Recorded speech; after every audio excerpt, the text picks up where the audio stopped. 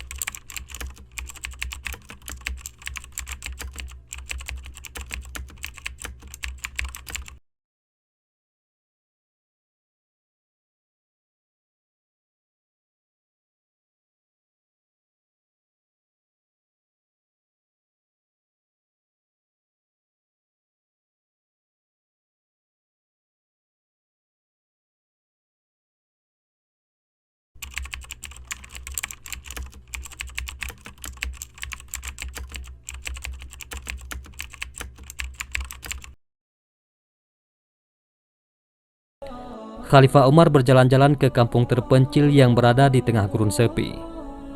Tiba-tiba beliau terkaget.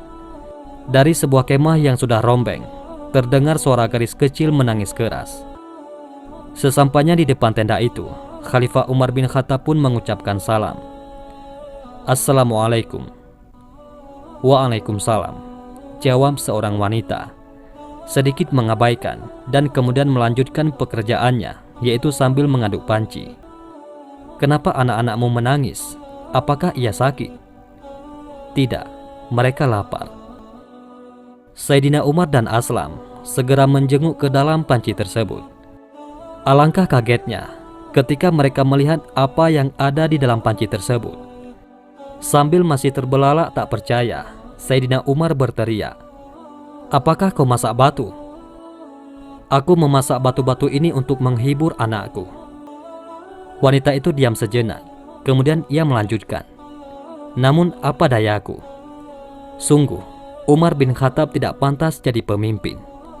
Ia tidak mampu menjamin kebutuhan rakyatnya. Mendengar penuturan wanita itu, Aslam pun berniat untuk menegur perempuan itu. Namun Khalifah Umar sempat mencegahnya. Dengan air mata berlinang, beliau bangkit dan mengajak Aslam cepat-cepat pulang ke Madinah. Sesampainya di sana, Sayyidina Umar memerintahkan Aslam untuk mengangkat sekarung gandum ke punggung beliau. Angkatkan ke punggungku. Aslam pun berkata, wahai Amirul Mukminin, biarlah aku yang memikul karung itu. Aslam, jangan jerumuskan aku ke dalam neraka. Engkau akan menggantikan aku memikul beban ini. Apakah kau kira engkau akan memikul beban di pundakku ini di hari pembalasan kelak? Jawab Sayyidina Umar dengan wajah yang merah padam. Aslam pun tertunduk. Dengan susah payah, Khalifah Umar berjuang memikul karung gandum itu. Angin berhembus membelai tanah Arab yang dilanda penceklik. Sesampainya di tempat wanita tersebut, Khalifah Umar langsung memberikan serantang gandum dan membantu wanita tersebut untuk memasak. Masukkan gandumnya dan aku yang akan mengaduknya, kata Sayyidina Umar sembari meniup asap untuk menghidupkan apinya. Setelah masak, Sayyidina Umar pun mengajak keluarga yang miskin itu untuk makan. Wanita itu pun memanggil anak-anaknya. Kemarilah, kemarilah anakku, ayo kita makan. Sambil melihat mereka makan, Sayyidina Umar duduk tersenyum dalam hatinya. Hatinya berasa lega karena melihat anak-anak kecil itu kembali gembira.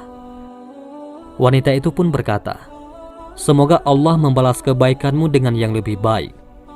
Engkau lebih baik dibandingkan Khalifah Umar.